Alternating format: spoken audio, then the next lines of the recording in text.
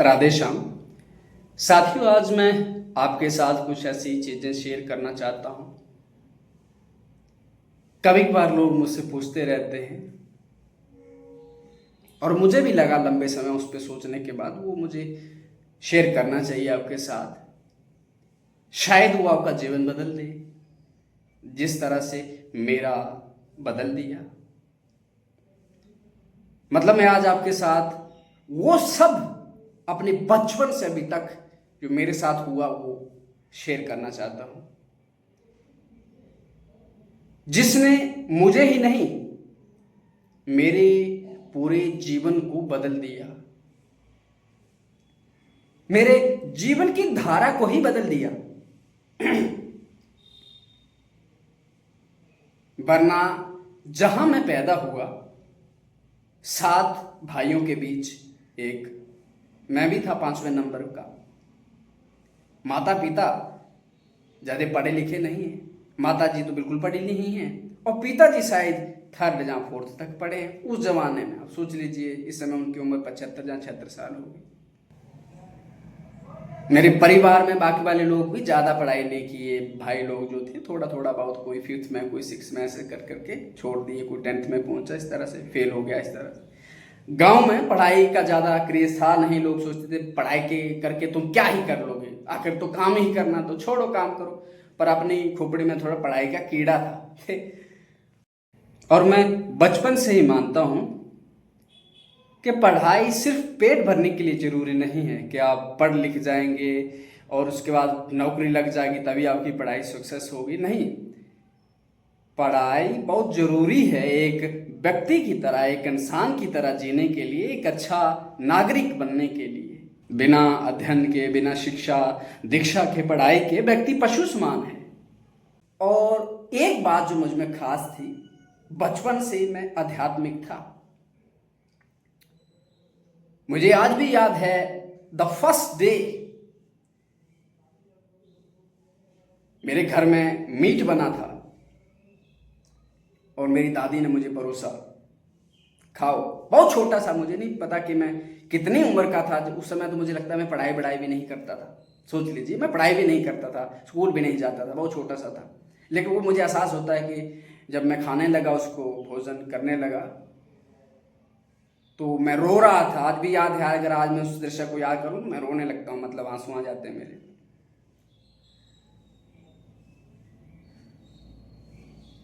मेरी दादी सामने बैठी थी डंडा लेके, क्योंकि गांव में ऐसा रहता है कि वो ये लाड़ प्यार चलता है लेकिन ज्यादा डंडा ही रहता है। उनका था खाओ उसको, तुम्हारे लिए अलग से क्या बनाए, चुप करके खाओ उसको। तो मुझे ये नहीं पता था उस समय कि क्यों नहीं खाना चाहिए, क्यों खाना चाहिए, क्योंकि बाकी घर वाले, परिवार वाले सारे लोग खाते हैं, लहसुन प्याज खाते हैं, मांस मछली सब खाते हैं। पर मुझे नहीं वो मीट किसका बनाया हुआ था उन्होंने, लेकिन मुझे अच्छा नहीं लग रहा था, मैं रो रहा था। तब भी मुझे याद है कि मैं खाने के साथ आंसू खा रहा था। मैं जो खा रहा था, मेरे यहाँ ऐसे बैठ के खा रहा था, मुर्गे की तरह बैठ के, तो मेरे आंसू उस भोजन की जो कटोरी थी छोटी सी, उसमें गिर रहे थे। पर भगवान ने सहयोग किया। माता पिता के अंदर शायद ऐसी स्थिति आ गई, अंदर भावना आ गई कि मैं बड़ा होता गया, मुझे अलग से किचन दे दिया, एक रूम दे दिया कि तुम अपना खाना बना के खुद बनाओ, खुद खाओ। और कभी कभार वहां लहसुन प्याज ना बने तो वो वहां से खा लेता था। इस तरह से मेरा जीवन चला। पर ये जीवन मेरे भाइयों के साथ नहीं था।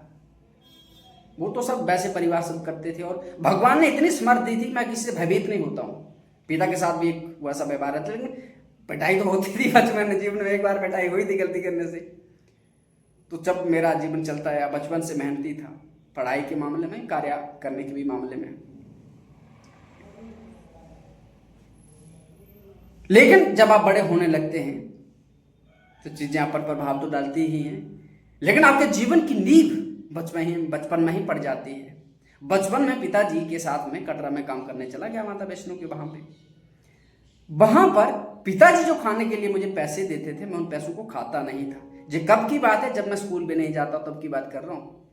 उसके बाद बहुत छोटा सा था, मतलब इतना था कि पिताजी मुझे गोद में उठा के मतलब चलते थे कभी कभी, और मैं अपना सर नहीं धो सकता था। आप सोच लो कितना बच्चा हो सकता है। स्नान भी वही करवाते थे, लेकिन साथ ले गए थे। जब मुझे 10-20 रुपये खाने के लिए देते थे तो मैं उनको जोड़ता था, खाता नहीं था। और फिर मुझे भगवान के चित्र देखने का बहुत शौक था, फोटो देखने का, हनुमान जी का, राम जी का। मुझे नहीं पता वो कौन भगवान है, लेकिन उनका देखने का। और वो रंगीन चित्रों वाले चलीसे होते थे, हमारे गांव में तो नहीं थे, लेकिन कटरा में उस समय थे। तो मैं वो पैसे जोड़ता, 100, 200, 300 होता, फिर दुकान पे जाता और सब चलीसे ले आता। राम जी का चलीसा, हनुमान जी का चलीसा, शिव जी का चलीसा, गणेश जी का चलीसा, ना जाने शनिदेव जी का चलीसा, काली का चलीसा, और सबको याद कर दिया मैंने। उसके बाद एक रामायण आती है, रघुपति राघव राजा राम पतित पावन सीताराम, बल्कि 108 उसमें जो चौपाई टाइप के वो संख्या करके दी गई है, वो इतनी मोटी रामायण रहती, वो लाई मैंने। उसको पाठ करता गया। और मैं जब कह रहा हूँ मैं स्कूल नहीं जाता था, तो मैं 6 साल की उम्र में ही स्कूल में मेरा एडमिशन हुआ है। लेकिन तब तक जो पढ़ाई होती है घर में होती है। मेरे पिताजी ने मुझे सिखाई है, मेरी काउंटिंग, जो भी पिताजी 3rd तक उस समय पढ़े थे तो उन वो सिखाते थे। वो कायदा बोलते थे, फर्स्ट का जो रहता है ना, जिसमें काका खा आ यू रहता है, ABCD वाला, वो सब पढ़ाते थे। तो वो थोड़ा थोड़ा जो करना मुझे आता था, तो मैं वो चलीसा पढ़ता था। पाठ करते करते कई साल पाठ किया मैंने, वो याद हो गया। फिर चलते फिरते वो पूरा चलीसे जितने, वो सारे, काली का चलीसा, हनुमान जी का चलीसा, वो तो शायद थोड़े थोड़े आज भी मुझे याद होंगे।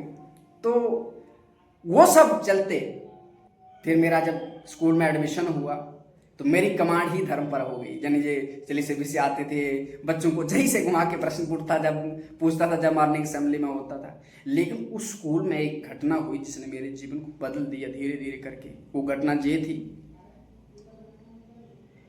कि वहां की पुरानी लाइब्रेरी में किताबें पड़ी थी और वो इतनी सड़ गई थी, खराब हो गई थी कि अध्यापकों ने फेंक उठाया, ट्रंक भर के कहीं नाली में डाल दिया। और एक दिन मैं खेलने के लिए दिन में गया, जब स्कूल में मेरा एडमिशन हो गया, फर्स्ट या सेकंड में था। तो अब 5-6 साल में मैं दाखिल हुआ तो यानी 7-8 साल का था, हो गया था। और हट्टा कट्टा भी था, बलवान भी था। आज सूखा बेशक हूँ, लेकिन एनर्जी तो है। और उस समय तो और था, मतलब एकदम पहाड़ी स्टाइल के इंसान। आप पता है खाना पीना कैसा रहता है, काम धंधा, पहाड़ चढ़ना उतरना जी सब रहता है। तो उस स्कूल में मुझे कुछ किताबें मिली, तुलसीदास जी का चरित्र, हनुमान जी का चरित्र, और वशिष्ठ जी का चरित्र, विश्वामित्र का चरित्र, और भक्तों की कहानियां, जिसमें ध्रुव जी थे, प्रहलाद जी थे, शिवी थे, इस तरह के भक्तों के चरित्र थे। राजा भरत थे, भरत की आपने सुना होगा ना कहानी, वो सब थे। और उनको मैं बीन के लाया, एक एक किताब सब लाया ढूंढ के। अब अध्यापक लोग तो मुझे पूछते नहीं थे, क्योंकि उन्होंने फेंकी थी तो कोई डर था नहीं, तो उनको अपने बैग में छुपा लिया मैंने। आज भी वो मेरे घर में मेरी कुटिया में पड़े हुए हैं, जो मैंने एक छोटी सी कुटिया बनाई जिसमें रहता हूँ मैं घर में, यानी परिवार से अलग रहता हूँ। तो वो 2018 में मैंने बनाए थे अपने लिए। उसका चाबी अपने पिताजी को दे के आया हूँ कि देखते रहना सरना, कोई जो अंदर किताबें पढ़ी हैं, ग्रंथ पढ़े हैं, वो खराब ना हो जाए। उनको पढ़ना शुरू किया। और पढ़ता कैसे था, जमीन पर बच्चे लोग पीछा करते थे तो किसी पेड़ पर चढ़ के उस पे बैठ कर टाप में जाके पढ़ता था, आधी छुट्टी के समय पे, जब भी खाली समय मिलता था। उससे इतना इंटरेस्ट मुझे पढ़ने का आगे हुआ, जो सब पढ़ने के बाद भक्तों के चरित्र, तुलसीदास जी, हनुमान जी के बारे में बहुत आकर्षण हुआ। हनुमान जी उड़ते थे, मुझे लगा यार मुझे भी उड़ना है। फिर एक व्यक्ति को पूछा था, थोड़े धार्मिक थे हमारे गाँव में, यार उड़ो ये कि हनुमान जी वाली सिद्धि कैसे आ जाए? तो उन्होंने बोला हनुमान जी के चलीसे का पाठ करो।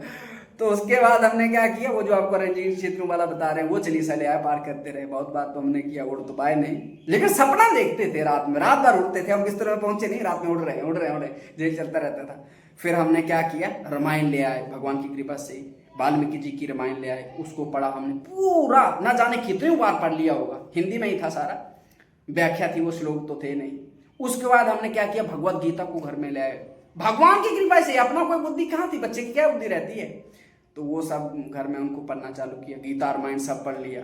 फिर भगवान विष्णु का पुराण लेके आए, फिर हनुमान जी का, फिर काली का, ना जाने क्या क्या लेके आए। ये सारी चीजें कब तक हो गई मेरी, 10th, मतलब उस छठी फर्स्ट क्लास से लेके 10th 12th तक, 12th तक ये सारा जो बदलाव, जो चीजें मैंने लिखी पढ़ी, जो आपको बता रहा हूँ, ये 12th तक हो गया मेरा। 10th तक हो गया था सारा, रामायण भी हो गई थी, भगवत गीता भी हो गई थी, और विष्णु पुराण भी हो गया था, हनुमान जी का भी पुराण है कोई शायद करके, वो भी हो गया था, और अन्य ग्रंथ जो छोटे छोटे जो बता रहा हूँ, चिली से भी से सब, ये तो अपने पास आ गए थे।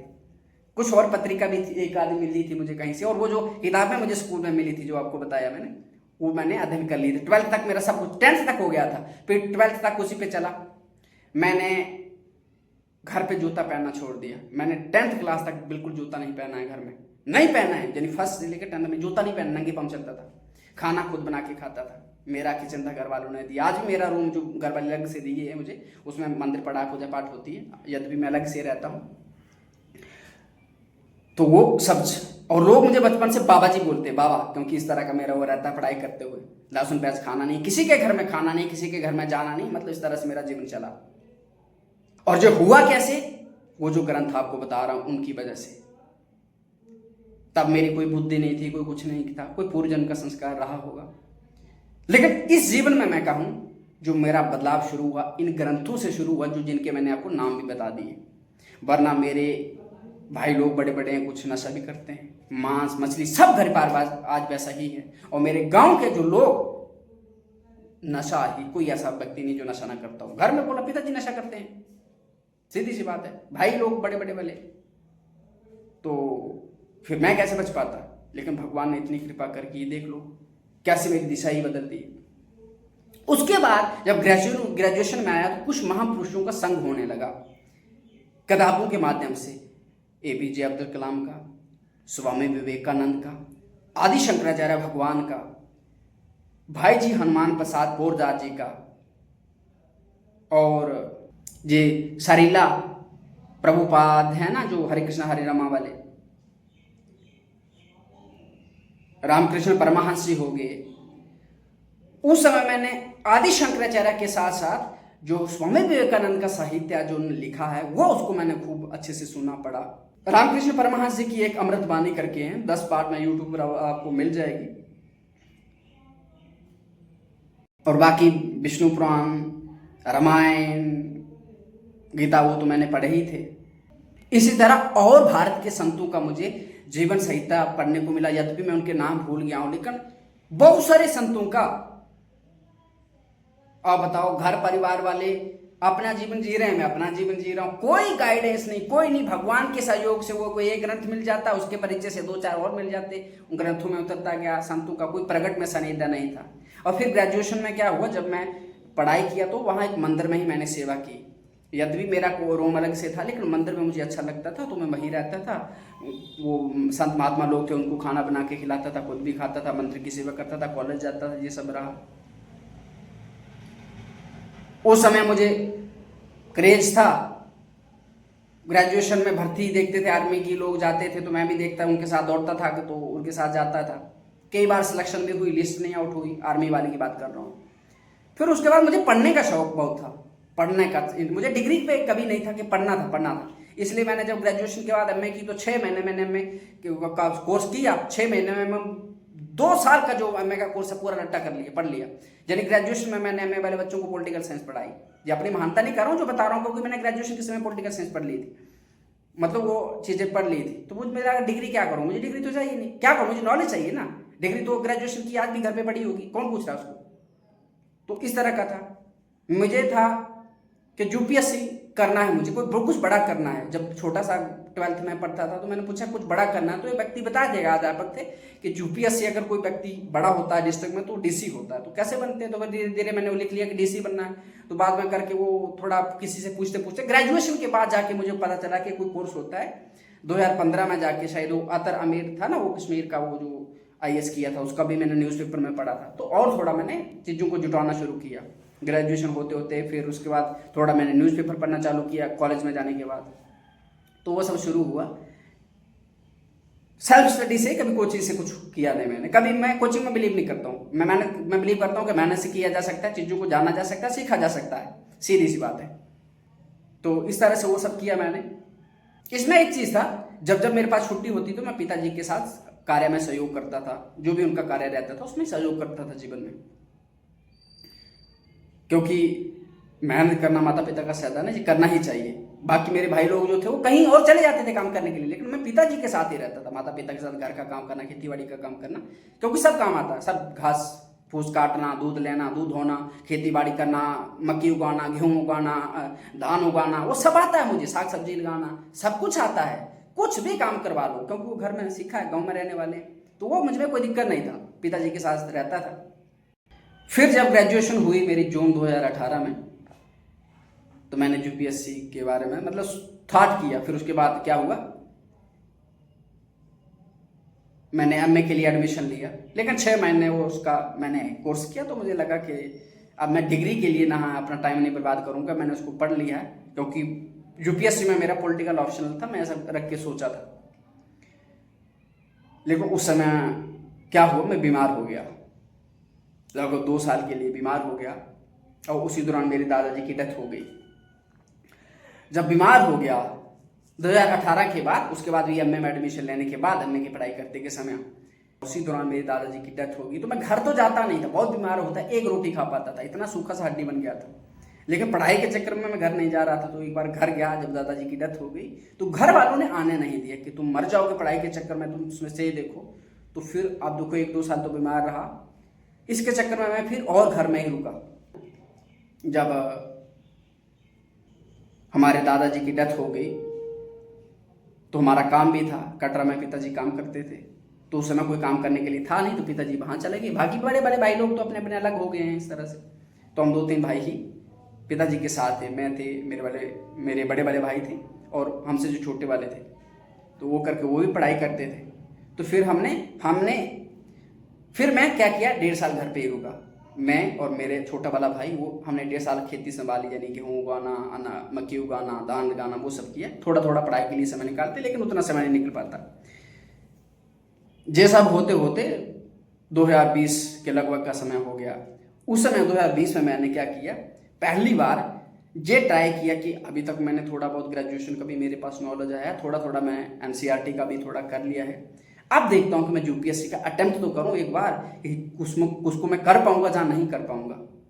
तो मैं फर्स्ट टाइम मैंने उसका फॉर्म भरा, 2020 में मैंने यूपीएससी का एग्जाम दिया, और उसमें मेरे जो क्वेश्चन मैंने एक्यूरेट देखे थे बाद में, तब मुझे तब तो नहीं पता चला, लेकिन बाद में जब वो होती है ना आंसर की रिलीज करते हैं यूपीएससी वाले, तो उसमें मैंने देखा था मेरे जो क्वेश्चन ठीक हुए थे, एग्जैक्ट उसमें हुए थे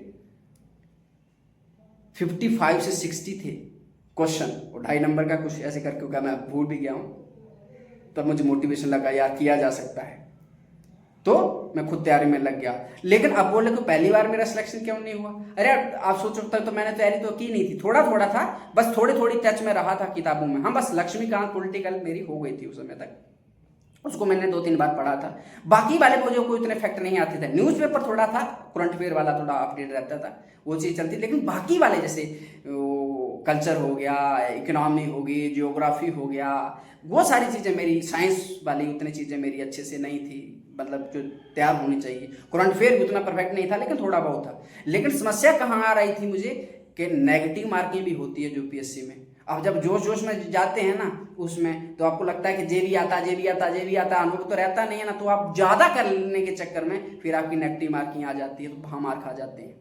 और सी साइड वाला तो कुछ आता जाता नहीं था। तो इस तरह से मुझे लगा, उसके बाद में तैयारी में जुट गया। तैयारी करते करते बाकी बचपन में जो अध्यात्म वाला आपको तो पता ही, मैंने बता दिया, वो सब चला मेरा।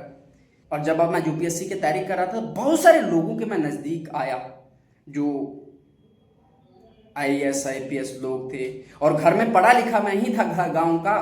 तो मैं घर का कार्य करता था, यानी कोई भी ऑफिशियल काम रहता था, कोई कुछ भी, कोई कागजी जैसे अपना स्टेट सब्जेक्ट बनाना, कोई किसी का फॉर्म भरना है, कोई किसी का कुछ करना है, कुछ भी, तो मुझे ऑफिस का आना जाना लगा रहता था। मैंने देखा डीसी के ऑफिस में भी करप्शन होती है, मैंने देखा है। मेरा एक मुझे 1991 की अपने स्टेट सब्जेक्ट बनाने के लिए वो वोटर लिस्ट लेनी थी, और उसको मैंने 300 रुपया नहीं दिया उस व्यक्ति को डीसी के ऑफिस में, तो उसने 7 दिन के लिए मेरा फार्म गायब कर दिया। दूसरी बार मेरा फार्म क्या कर दिया, लगवा दिया। एक पटवारी उस समय से थे, मेरे पिताजी ने उनको पैसे दिए 10-15 हज़ार रुपये, वो पैसे खा गए थे। तो पुलिस के साथ मेरा अनुभव रहा, पुलिस में भी करप्शन होता, हर जगह होता है। फिर जो बड़े बड़े सो कॉल्ड आईपीएस आईएएस वगैरह रहते हैं कि हम देश की सेवा करें, कुछ नहीं, करप्शन करते हैं। मैं उनके देखा, क्या हुआ कि एक बार जब मैं 12th में पढ़ाई करता था, मैं एक घर में रुका था, मैं बताऊंगा नहीं, वहाँ घर में रुका था, और उनसे मेरा परिचय हो गया। वो बहुत बड़े दुकानदार थे, उनने बताया था कि किसी व्यक्ति के साथ जाने डीसी फीसी के साथ मिलकर उनने जो राशन लोगों के लिए आता है वो 2-4 गाड़ी गायब कर दी बीच में से, रास्ते में से। सोच लीजिए अब इतने बड़े बड़े कांड वो सब। फिर मुझे लगा यार मैं जो ईमानदारी से काम करना चाहता हूँ, जो सेवा करना चाहता हूँ, अगर जाऊंगा कोई एक आध व्यक्ति ईमानदार रहेगा तो उसको जो परेशान करेंगे। उदाहरण के लिए हमारे गांव के एक व्यक्ति, यानी हमारे रिश्तेदार, बहुत नज़दीक के भी नहीं बहुत पास के भी नहीं, इसमें शायद इस समय एसएसपी हैं जहाँ उससे भी कुछ अधिक है, वो बहुत ईमानदार थे, गांव के गरीब परिवार से ही थे, बहुत ईमानदार थे। और उनको जो ईमानदारी का क्या तोहफा मिला कि उनको ट्रांसफ़र इस तरह से रहा उनका, और उनसे बहुत बात भी हुई, परिचय भी रहा हमारा इस तरह की चीज़ों का। लेकिन वो सब मुझे भयभीत नहीं किया। मेरे मन में बचपन से था कि मुझे सेवा करना है, किसी की हेल्प करनी है। उसका मैं आपको बता दूं, जब मैं प्राइमरी स्कूल में था तो मेरे स्कूल में अध्यापक कम थे। बलदेव सर अगर आज सुन रहे हो तो मैथ साइंस वो पढ़ाते थे, बाकी हिंदी वाले सब्जेक्ट बच्चों को मैं पढ़ाता था। 8th तक वो स्कूल में पढ़ा था, प्राइमरी था, फिर वो 8th में हो गया। तो 8th तक सुबह 6 बजे उनके घर में मैं जाता था उनसे पढ़ने के लिए, फिर स्कूल में आके बच्चों को पढ़ाता था। 10th तक, 8th तक, और पहले प्राइमरी फिर 8th तक ये था। उसके बाद जब 10th वाले स्कूल में गया तो वहाँ भी अध्यापक नहीं थे, तो वहाँ भी बच्चों को कुछ पढ़ाया, मैं पढ़ाता था थोड़ा बहुत जो अपने से बन पाता था। इजी वाले सब्जेक्ट, इंग्लिश तो उतनी अच्छी नहीं थी, मैथ उतना अच्छा नहीं था, तो जो हिंदी वाले सब्जेक्ट रहते थे। फिर उसके बाद जब 12th में गया तो मैंने देखा बहुत सारे बच्चों की, मेरी इंग्लिश थोड़ी ठीक हो गई थी, टेंसेस वेंसेस मैंने खुद मेहनत किया। एक सर भी थे कृष्ण लाल करके, उन्होंने हमें टेंसेस भी पढ़ा दिए थे, तो मेरे अच्छे हो गए थे। तो फिर उन बच्चों को मैं, जो गांव के थे, गरीब परिवार से आते थे, जो पैसा नहीं दे सकते थे ट्यूशन का, कहीं नहीं जा सकते, तो कभी मैं आधी छुट्टी के समय खेला नहीं हूँ। 12th में 2 साल मेरे जो लगे, पूरा समय वो बच्चों को पढ़ाने का, खेत में ले जाता, उनको पढ़ाता था। फिर गांव में एक और देखता मैं सहयोग हेल्प करता किसी की, जैसे किसी को वृद्ध व्यक्ति है, किसी को दवाई चाहिए तो कहीं से दवाई ला के दे दी, कहीं डिस्पेंसरी कहीं फ्री है, कहीं थोड़े से 2-4 रुपया लग गया, 10, 20, 50 लगे तो अपनी जेब से दे दो, कोई दिक्कत नहीं, उतना मैनेज कर लेते हैं। क्योंकि मैं मेहनत करता था, मेरे पास पैसे कहाँ से आते थे। हमारे घर में मिर्ची लगाते थे, मैं खुद की बात करूं, वो बेचना खुद की अपने लिए अलग से, मिर्ची हो गया, अनारदाना बनाना, खुद मेहनत करना, पिताजी के साथ वो पैसे रहते थे, तो इस तरह से वो अपना पैसा, और मैं नशा वैसा तो कोई करता नहीं था, कहीं और बातों करने का आदत नहीं अपने को, तो उस तरह से मैं सेवा वो हेल्प कर पाता था। उसके बाद जब मैं ग्रेजुएशन में गया तो फिर मैंने क्या किया, MA वाले बच्चों को कुछ पॉलिटिकल साइंस पढ़ाई, जहाँ कुछ ऐसे सब्जेक्ट जो उनको गाँव देहात से बच्चे आते थे कॉलेज में भी, जो अपने सहयोग वाले थे, पहचान वाले थे, तो उनको वो पढ़ाना। फिर जो इस एक्टिविटीज़ रहती है उसमें सेवा करना। अब इसमें एक चीज़, जब 12th में गया था तो एक मेरे क्लासमेट थे, वो दूर से आते थे, सुबह 6 बजे चलते थे, 10 बजे स्कूल में पहुंचते थे, और रात को 8 बजे घर में पहुंचे, अंधेरा हो जाता, पढ़ नहीं पाते। बहुत बार उनको पिटाई हुई स्कूल, तो हमने पूछा क्यों होता, तो बोले पढ़ नहीं पाते, समय नहीं मिलता। तो क्या बात है, बोले बहुत दूर है, घर जाना आना पड़ता है। तो बोले कमरा ले लो, तो बोले मेरे पास इतना पैसा नहीं है कि मैं कमरा ले लूँ। तो फिर मैंने बोला उनको मेरे साथ रहो, कोई दिक्कत नहीं, मैं किराया देता ही हूँ, आप साथ रहो, क्योंकि मैं भी किराया दे के ही रह रहा था। फिर अपनी किताबें किसी को दे देना, क्योंकि मुझे एक बार पढ़ाने से समझ आ जाता था, वो अध्यापक लोग क्लास में पढ़ाते थे, मुझे समझ आ जाता था, मेरे बच्चों में किताबें बांध देता, तुम पढ़ाई करके आओ, कोई दिक्कत नहीं, अपना हो गया। इस तरह से 12th तक की ये बात रही है। हाँ, 12th में कुछ फिजिक्स केमिस्ट्री के थोड़े नोट्स मुझे अलग से अपने रखना पड़ते थे, लेकिन वो भी मैं दे देता था, जो चैप्टर पढ़ के रख देता था, वो किसी को देता, तुम पढ़ के रहो। आज भी मुझे याद है 12th में मैंने वो जो नोट्स किसी को दिए थे, उसने कभी वापस ही नहीं किए मुझे, कि वो जो पढ़ने के बाद। तो इस तरह से मेरा वो हेल्पिंग था ही। और UPSC में जाने का भी मैं नहीं यही था कि पैसा तो किसी माध्यम से भी आ सकता है, कुछ भी आप करो मेहनत से, लेकिन सेवा का था। लेकिन जब वो मैंने देखा कि ये फील्ड ऑफ इंटरेस्ट मेरा नहीं, और आध्यात्मिक तो था ही, किसी के कंट्रोल में रहना, किसी के अनुसार चलना मेरी बुद्धि में नहीं, मेरी प्रवृत्ति में नहीं, मेरे नेचर में नहीं। अधर्म को कभी मैं सहन नहीं कर सकता हूँ। मैंने देखा कि स्कूल में भी झगड़े रहे हैं मेरे, कॉलेज में भी मेरे झगड़े रहे हैं, हर जगह मेरे झगड़े रहे हैं, ऑफिस में रहे हैं, जो रहते हैं ना बाबू लोग ऑफिस वाले, उनके साथ झगड़े रहे हैं। कहीं किसी ने करप्शन किया, उसके साथ हो गया। पुलिस वाला एक बार हमसे वो पैसा ले लिया, तो हम सीधा वो एक नेता आया उसके पास घुस गए, तो पुलिस वाले बचा लिए, हमारा वो पेज ही लेके, यार मत शिकायत कर दे तो हमारी बैंड बजा देगा वो। तो झगड़ा रहता था। आज भी ज़्यादा स्कूल में बिना मतलब के किसी अध्यापक ने पीट दिया, तो हमें पीट दिया, दूसरे बच्चों पर झगड़ा हो गया था, झगड़े ही झगड़े उसके साथ। तो फिर एक कृष्ण लाल करके सर थे, वो बोलते थे अरे भैया तुम स्कूल मत जाओ, तुम घर में बैठ के पढ़ो, तुम वहाँ जाओगे तो झगड़ा करोगे। तो मतलब कितना कोई किसी को परेशान कर, क्योंकि वो भी गलत करते थे, तो गलत करते तो मुझसे सहन नहीं होता था, तो वो सब चलता रहता था। फिर कॉलेज में एक बार, अब भी याद है मुझे कि एक बार प्रोफेसर जो नए नए बनते हैं ना, कोई तो थोड़ा शो ऑफ भी रहता है। मैं गाँव दिहाड़ का व्यक्ति, ठंडी लग रही थी, सुबह सुबह धूप सेकने के लिए हम भी चले गए थे 10-20 बच्चे, और वहाँ पर कुछ लेडीज लोग थे, प्रोफेसर लोग, और एक आध पुरुष लोग भी थे। अब अपना उनका पर्सनल चल रहा होगा कुछ, उनको कैसे लग गया यार बच्चे कैसे पास आ गए, भागो जहाँ से हमारी डिस्टर्ब डाल रहे हो। तो हमने सीधा सा बोले कि ये सही नहीं है भाई, हम भी तो इंसान है, तो उनसे झगड़ा हो गया, क्योंकि मैं गलत सहन नहीं कर सकता था। फिर एक बार एक प्रोफेसर थे, कभी क्लास में आते नहीं थे, बच्चे पेज पे लिख लिख के अटेंडेंस देते थे, और इस तरह से हुआ। अच्छा, अटेंडेंस लिख के बच्चे वही देते थे जिसको जानते थे, अब पूरे कॉलेज के बच्चे सबको थोड़ा ना जानते थे। 1272 सिर्फ एक क्लास के बच्चे थे, हम ग्रेजुएशन की बात कर रहा हूँ, तो कैसे जान पाते इतनी एक क्लास के बच्चों को, बीए वालों को ही। तो उसने क्या किया, और हम हर दिन क्लास आते हैं, हमारा रूल है एक दिन भी हमने मिस नहीं किया होगा, जो किया होगा तो पूछ के किया होगा, बता के किया होगा। तो ऐसी मनमानी नहीं होती थी, यूनिफॉर्म में जाना, यूनिफॉर्म में ही जाना है, कोई ये जीन नहीं पहने, कोई उल्टा सीधा कुछ नहीं पहनना या कुछ करना है। लेकिन बाद में क्या हुआ, जब वो एग्जाम के लिए आपको आईडी कार्ड मिलता है ना, वो हमें नहीं शो हो रहा था कि तुम्हारी अटेंडेंस कम है। और जिन बच्चों की कम थी, लड़की को देख के वो दे रहा था प्रोफेसर, लड़की लोगों को दे रहा था एडमिट कार्ड। हमने गुस्सा आ गया, यार ये लड़की तो हमें कभी किस क्लास में दिखाई नहीं दी, और हम जब क्लास में आए, रोज क्लास मिस नहीं किया, तुम बता रहे हो कि अटेंडेंस शार्ट है, और हमने बता दिया पूरे कॉलेज में चेक करो, किसी एक सब्जेक्ट में मेरी एक दिन की मिसिंग बता दो, तो फिर मैं आपकी मान लूंगी आपकी मिसिंग। अब कभी क्लास में आप आए नहीं, आपको जो अटेंडेंस मिली है बच्चों ने दी है, क्योंकि क्लास पीरियड का एक टाइम रहता है, उस पीरियड में तुम अगर नहीं आओगे, दूसरा पीरियड लग जाता है, तो तुम्हारी क्लास में बच्चे थोड़ा ना जाएंगे, तो टाइम पे वो आते नहीं थे। तो इस तरह से उनसे भी झगड़ा हो गया, इतना झगड़ा हो गया ना कि दूसरे दिन आए नहीं, दूसरे दिन आए ही नहीं। फिर दूसरे दिन दूसरी मैम ने मुझे बिना कुछ किए, वो अगले दिन देख लिए थे मेरा तांडव, वो दे दिए मुझे एडमिट कार्ड। इसी तरह 12th की बात करता हूँ, एक वो लेक्चरर थे, और नाम तो नहीं लूंगा उनका, ठीक है जो भी हो गया, वो जो पढ़ाते थे गाइड से पढ़ाते थे, और हमें समझ नहीं आता था। और जब मैं पूछता था तो मुझे पूछते थे, बाकी वाले बच्चे पूछ नहीं रहे, तुम क्यों पूछ रहे हो? तो मैं बोलता मुझे समझ नहीं आया, तो इस तरह करके डांट दी। तो मैंने बोला तुम पढ़ाते कैसे हो भाई, पैसा लेते हो, गवर्नमेंट पैसा देती है, तो क्यों पढ़ा रहे हो, समझ नहीं आ रहा है। तो इस तरह से उन्हें एक बोला कि बच्चों को बोल दिया, जे क्लास में रहेगा तो मैं नहीं पढ़ाऊंगा। तो फिर बच्चे बोलते यार तुम्हारे चक्कर में हम भी फेल हो जाएंगे, तुम जाओ बाहर क्लास में। हम बहुत बार कर दिया वो क्लास में। फिर हमने प्रिंसिपल से शिकायत कर ली। फिर प्रिंसिपल ने अगले से दिन मॉर्निंग असेंबली में उस लेक्चरर को बुलाया और बोला गवर्नमेंट तुम्हें पैसा देती है, तुम्हें पढ़ाना पड़ेगा। और इस इंसल्ट से उस व्यक्ति ने 1.5 लाख, ताराचंद करके कोई उस समय एजुकेशन मिनिस्टर था जम्मू कश्मीर में, उसने खुद बताया था, उस व्यक्ति ने, उस प्रोफेसर ने दूसरे को, ये 1.5 लाख रुपया लगा। 1.5 लाख रुपए दे के उस स्कूल से, 12th के स्कूल से अपनी ट्रांसफर करवाई, दूसरी जगह गई मेरे चक्कर में, क्योंकि मैं कभी आधार वाली चीजें सहन नहीं कर सकता था, किसी के साथ गलत होते नहीं सहन होता था, और लोगों की नजर में बुरा भी बन जाता था। बहुत सारे लोग जो अच्छे थे वो तो सहयोग करते थे, बाकी वाले तो मेरे विरुद्ध हो गए थे, बहुत सारे लोग। ये सब था मेरा वो वाला नेचर। लेकिन यूपीएससी करने के बाद जब मैंने वो सारी चीजें देखी, तो फिर लगा कि मैं लोगों की सहयोग, हेल्प जो करना चाहता हूँ वो नहीं कर पाऊंगा। उस समय तो जोश रहता है। फिर अध्यात्म से तो जुड़ा ही था। जब यूपीएससी की तैयारी हो गई 2023 के लगभग, और जैसे मैं घर गया ग्रेजुएशन के एमए के बाद,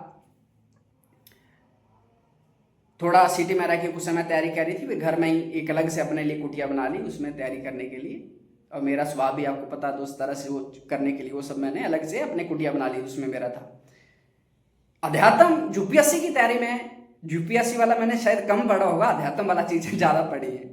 जैसे एथिक्स वाला सब्जेक्ट मुझे बहुत अच्छा लगता था, उसके लिए जैसे सब्जेक्ट लेक्सिकन की एक किताब आती है, जी सुब्बाराव की आती है, वो दोनों किताबें पढ़ी। उसके साथ साथ वो क्या बोलते हैं, डिफिकल्टी ऑफ बीइंग गुड है, भगवत गीता है, कलाम साहब की किताबें हैं, बहुत सारे लोगों की मैंने किताबें और ज़्यादा पढ़ ली। बाकी वाले सब्जेक्ट की तो एक ही रहती थी, हिस्ट्री की तो स्पेक्ट्रम में रहती थी प्रीलिम्स के लिए, और वो एनसीईआरटी का ही रहता था, और एंशिएंट वाली हिस्ट्री रहती तो किसी भी एनसीईआरटी बुक से हो जाता था, ओल्ड वाली से।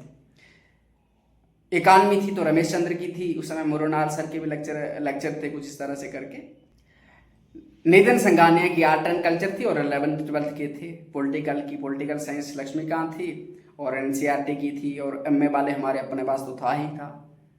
वो इस तरह की चीज़ों को मैंने वो सब किया था। लेकिन जब पढ़ाई हुई, मेरी एक तैयारी हो गई थी, जब मुझे लगा कि अब कर सकता हूँ मैं एग्ज़ाम को, और इतना तो नहीं कि आपसे दावा करूँ कि फर्स्ट बार में फर्स्ट अटैम्प्ट में कर लेता था। मेरे पास 6 अटैम्प्ट होते हैं, तो उसमें 5 अटैम्प्ट तो फिर भी थे। लेकिन एक डिसाइड हो आता है आपको करने के, आपको करना क्या है जीवन में। सिर्फ यही नाटक नोटंकी करनी है, जो लोग बोलते हैं शुरू शुरू में देख लो कि मुझे आईएएस बना, लोगों की सेवा करनी है, और उस सेवा में लिखा होता है कि कोई भी आईएएस आईपीएस जब बनता है तो उसको कम से कम महीने में 1 दिन अपने गांव में लोगों के साथ बिताना चाहिए। लेकिन जीवन भर कभी मैंने नहीं देखा कोई आईएएस या आईपीएस हमारे गांव में आया हो। लोगों को कोई इसमें ऐसा सुना हो, डीसी उनके वहाँ जो ऑफिस में जो जाता था उसको भी भगा देते थे, और इतनी दूर से आता था बेचारा। छोटो सिटी में जो है ना 8 घंटा गाड़ी को लगता है उस सिटी में से ऊपर पहाड़ में जाने के लिए, 8 घंटा गाड़ी को लगता है। सोचो, व्यक्ति सुबह चलेगा, शाम को वहाँ पहुँचेगा, फिर वहाँ कैसे वो मैनेज करेगा गांव का व्यक्ति आके। तो वो सारी चीज़ें, फिर उस चीज़ में मुझे लगा, पर एक आता है स्थिति, आपको करना क्या है। अंत में एक स्वामी विवेकानंद की तरह एक निर्णय आता है ना, एक लाइफ का पीरियड आता है कि आपको करना क्या है, जीवन तो एक ही, आपको करना क्या है। तो तब मैंने निर्णय लिया, पिताजी से कहा कि अगर आप चाहते हो तो मैं यूपीएससी को कर सकता हूँ। तब भी ये जज्बा था, आज भी है। लेकिन जब आपको पता है ना 2000 रुपये का जो नोट बंद हो गया, उसको कोई मतलब नहीं है, तो आप उसके लिए लालच नहीं करते हो। तो मुझे उसका बेकार की चीज़ें हैं, बेकार की चीज़ें। उस समय तक मैंने बहुत सारे आईपीएस आईएएस को देखा। कुछ ऐसे लोग भी थे जो अपने आप को खत्म कर लिए थे, प्रेस सिस्टम के प्रेशर में आकर, घर के प्रेशर में आकर। नेचर वैसा नहीं था, गलत वो कर नहीं सकते थे। और मैंने ये देखा ही है, सिस्टम में जब होता है तो आप नहीं करोगे तो आपको प्रताड़ित करेंगे, कुछ भी करेंगे, नाटक नुटक नहीं करेंगे। और मेरे पास सिंगल एनर्जी है, इस एनर्जी को जहाँ तो मैं उनसे लड़ने से लगा सकता था, जहाँ तक इस एनर्जी को मैं अच्छे समाज के लिए, भलाई के लिए लगा सकता था, जहाँ अपने उत्थान के लिए लगा सकता था। तब पिताजी से बोला, मैंने निर्णय लिया कि अगर आप चाहते हो मैं यूपीएससी में जाऊँ, करूँ, तैयारी तो कर लिया, अब एग्जाम में ही बैठना है तो कोई दिक्कत नहीं। जी आपको गारंटी नहीं देता हूँ कि फर्स्ट बार में फर्स्ट अटेम्प्ट में मेरा हो जाएगा, कर लूँगा, हो सकता है 2-4 अटेम्प्ट लग जाएं, लेकिन इतना जरूर कहता हूँ कि ये भी नहीं कहता हूँ कि टॉप 100 में आ जाऊँगा, 200-400 में, 200-300 लास्ट में ही कोई आएगा, लेकिन हो जाएगा। लेकिन मुझसे नौकरी नहीं हो पाएगी। क्या बोलो, किसी ऑफिस में जाओ, गधे की तरह सुबह जाओ, शाम तक वो सब करो, किसी नेता के तलबे चाटो, अपने सीनियर को करप्ट भ्रष्ट रहा सीनियर उसके वहाँ करो। बेईमानी हमसे सहन होगी नहीं, और वहाँ भी झगड़ा बखेड़ा ही होगा, कुछ होगा नहीं लोगों का। जो हम देख रहे हैं आज नहीं हो रहा तो क्या होगा, तो हम बर्बाद कर लेंगे, किसी का कुछ भला कर नहीं पाएंगे, और अपना भी भला नहीं करेंगे, फ्रस्ट्रेट होकर ना जाने छोड़ छाड़ के सब आ जाएंगे। वो हमसे नहीं हो पाएगा ना, क्योंकि आपका माइंड सेट ऐसा हो जाता है। तब पिताजी ने बोला, आपको जैसा अच्छा लगता है आप अपने लाइफ का डिसाइड करिए। मेरे जीवन में 3 ही रूल हैं जो मैंने बचपन से चुने हैं, देश, धर्म और संस्कृति। बस इसी को मैंने पूरा जीवन डिवोट कर दिया। देश, धर्म और संस्कृति, इसी को मैंने पूरा जीवन डिवोट कर दिया। देश, धर्म और संस्कृति की सेवा, इसको जानो, इसकी सेवा करो, जो बन पड़े। आज जो आपका कर रहा हूँ जी उसी का हिस्सा है, ये अलग से नहीं, उसी इस प्लान का हिस्सा है, उसी का हिस्सा है। पर किसी नेता के चक्कर, उसमें जो पैसे के चक्कर में गधे की तरह ऑफिस में जाता, हजारों लोग हजारों चले गए, कौन जानता है क्या वो शांति से रह पा रहे। मैं वहां जानता शांति से रह नहीं पाता। आज जो भी आपकी सहयोग कर रहा हूँ वो एक्सपेक्टेशन नहीं कर रहा हूँ, जितना हो पाता है कर पा रहा हूँ, मुझे कोई इसमें वो फ्रस्ट्रेशन वाली बात नहीं है। लेकिन वहाँ वो सब फ्रस्ट्रेशन रहता, कुछ अच्छा जो आप करना चाहते कर नहीं पाते। एक व्यक्ति का मैं आपको बहुत सारे आईएएस की मैंने स्टोरीज पढ़ी, जो अच्छे व्यक्ति थे, जिनने अच्छे अच्छे प्लान शुरू किए थे, लेकिन नेताओं ने अपनी पॉपुलरिटी के चक्कर में, सीनियर जो भ्रष्ट अफसर थे उनके चक्कर में उनका प्लान सक्सेसफुल नहीं हुआ, दूसरी जगह ट्रांसफर कर दिया। उनका तो पे मिल रहा है ना, उनको तो पैसा मिल रहा है ना, लेकिन जो जमीन पे करना चाहते हैं वो नहीं किया। बहुत सारे ऐसे अफसर मिले मुझे जीवन में जिन्होंने नौकरी फोकरी छोड़ दी, ईमानदार व्यक्ति थे, कुछ करना चाहते थे, लेकिन वो जो थोड़े आध्यात्मिक भी थे तो वो उन्होंने नौकरी छोड़ दी। मुझे ऐसा व्यक्ति बता रहा हूँ कि ऐसे ऐसे मिले जो किसी का 1 रुपया तक नहीं खाते थे, बिस्किट नहीं खाते थे किसी का। किसी के घर में अगर रुकते थे, रहते तो अपना साथ में लिया होता था, ऑफिसर थे बड़े बड़े। फिर उन्होंने बताई सच्चाई क्या, और हमने भी देखा, कुछ बताया ना, तो अपना तो लगा कि इस तरह से नहीं हो पाएगा। मुझे किसी की हेल्प करनी है, बचपन से करता आ रहा हूँ, कोई अलग से थोड़ा ना करना हूँ, आज भी आपकी कर रहा हूँ ना। क्या किसी से मैंने पैसा मांगा? क्या बहुत हजारों लोग इसे ठीक भी हो जो बता रहा हूँ मैं, जो आपको गाइड कर रहा हूँ। हजारों लोग जो होना चाहते हैं वो ठीक हो रहे हैं, जो नहीं होना चाहते वो कभी ठीक नहीं हुए, सीधी सी बात है ना। तो वो उस तरह का था। तब फिर अंत में 2024 में मैंने अपनी कुटिया का ताला बंद किया, चाबी पिताजी को दी और निकल गया। यद्यपि मैंने संन्यास नहीं लिया है।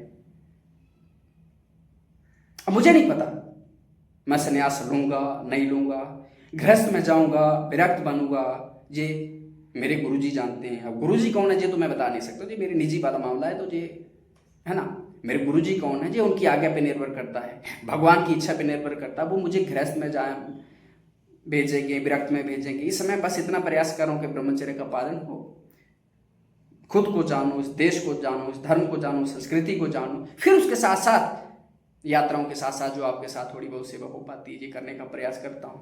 लंबी यात्रा है, 3 साल पहले शुरू हुई थी और ना जाने कितने 3 साल और चलेगी, कब तक चलेगी भगवान जाने। हो सकता है 5 साल, 10 साल, 12 साल, 15 साल, 20 साल, हो सकता है जीवन भर, भगवान जाने, क्योंकि मेरे मालिक का भगवान है। अब वो जो करवाएंगे करूंगा, जहाँ ले जाएंगे जाऊंगा। और आज मैं किसी करप्ट भ्रष्ट नेता के अधीन नहीं हूं, किसी बेईमान मकान के अधीन नहीं हूं। जो चाहता हूं करता हूं, जितना कर पा रहा हूं कर पा रहा हूं। बहुत सारी चीजें हैं जिनको मैं धीरे धीरे काम कर रहा हूं, उसी का हिस्सा है, मेरे जीवन का हिस्सा है, वो सब कर रहा हूं, मैं करने का प्रयास भी कर रहा हूं। पर आपको बता दूं, ये जो मेरे जीवन को दिशा मिली किससे मिली, ग्रंथों का तो मैंने बता दिया आपको, लेकिन इस मेरे जीवन में जो व्यक्ति जो मुझे प्रेरणा दिए हैं, तुलसीदास, हनुमान जी, भक्तों के चरित्र भक्तमाल में मिल जाएंगे, शंकराचार्य जी, स्वामी विवेकानंद जी, भाई जी हनुमान प्रसाद पोद्दार जी, सरीला प्रभुपाद जी, APJ अब्दुल कलाम जी, वल्लभ भाई पटेल, लाल बहादुर शास्त्री, सुभाष चंद्र बोस, भगत सिंह, और ये जो भारतीय संस्कृति है, सनातन संस्कृति है, इसमें सर्वे भवन्तु सुखिनः, सर्वे सन्तु निरामया, सर्वे भद्राणि पश्यन्तु मा कश्चित् दुःखभाग् भवेत्, वासुदेव कुटुम्बकम्। सबके हित की भावना है, सबके कल्याण की भावना है। जब मैं सेवा कर रहा हूं, मेरे लिए कोई अपना नहीं, कोई पराया नहीं, कोई काला नहीं, कोई गोरा नहीं, कोई जे नहीं, कोई वो नहीं, सब सम है, सब बराबर हैं। गीता में कहा ही गया है, कुत्ते में, गाय में, ब्राह्मण में, चंडाल में भेद नहीं। व्यवहार अलग हो सकता है, भेद और व्यवहार में अंतर होता है, यानी भेदभाव करना। व्यवहार में जैसे किसी से भेदभाव नहीं करो, उसके वर्ण, उसका कलर, उसकी श्रेणी, उसके जन्म पे वो भेदभाव करना पाप है। व्यवहार में अंतर हो सकता है। उदाहरण के लिए जैसे एक पुरुष है, उसकी पत्नी भी स्त्री है, उसकी माता भी स्त्री है, उसकी बहन की भी स्त्री है, उसकी बेटी भी स्त्री है, लेकिन अब उसमें भेद नहीं करेगा। वो सब में एक ही तत्व है, स्त्री रूपी है, वो भेद नहीं करेगा, सब बराबर है।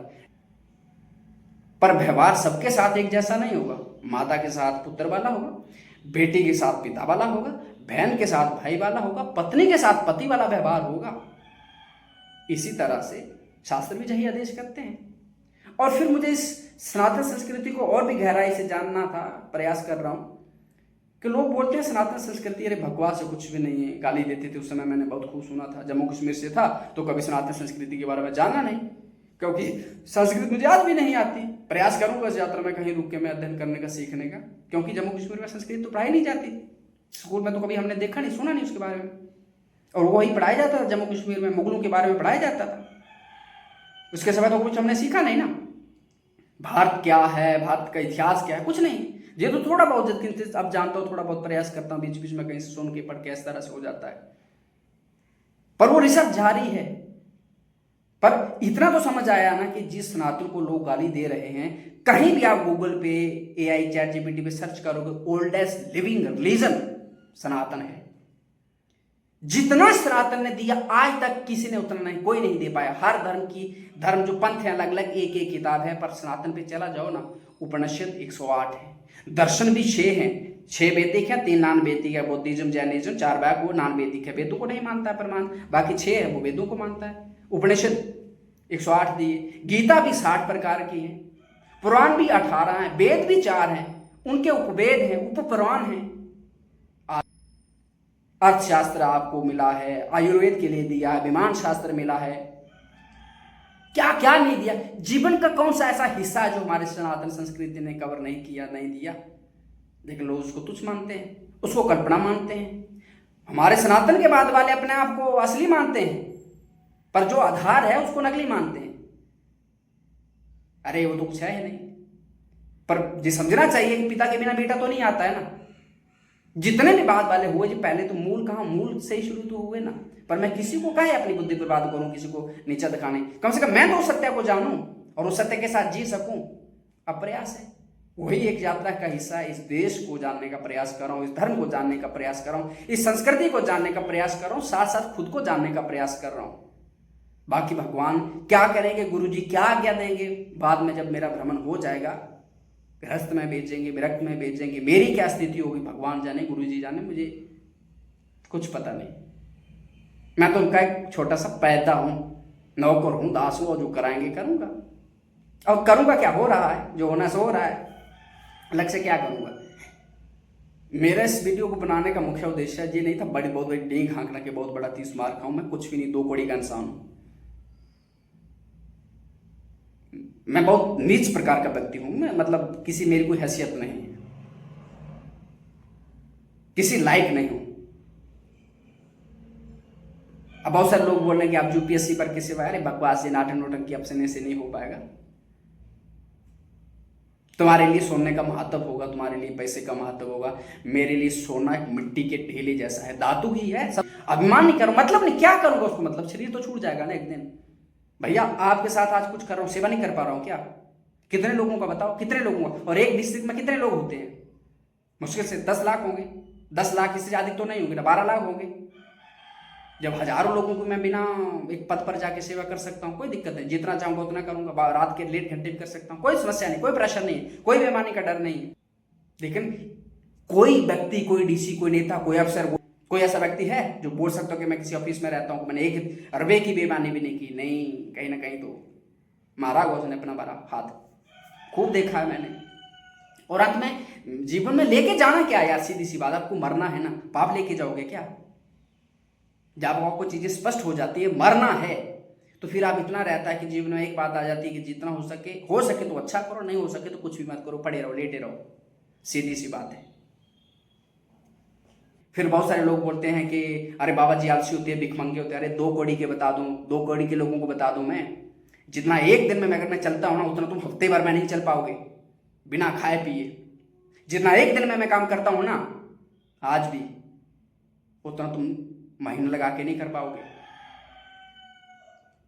और अपने को लालच चाहिए, कुछ चाहिए नहीं होता, स्वार्थ के लिए नहीं होता कि हमें कुछ रिटर्न में मिलेगा। तुम क्या दोगे हमें? अगर कोई व्यक्ति हमें एक समय का भोजन देके ये सोच लेता है कि वो हमारा भरण पोषण कर रहा है, तो 3 साल से मैं चल रहा हूं, तुमने अगर 1 दिन का भोजन दे दिया होगा, तुम्हारा 1 दिन का भोजन 3 साल चल रहा है क्या?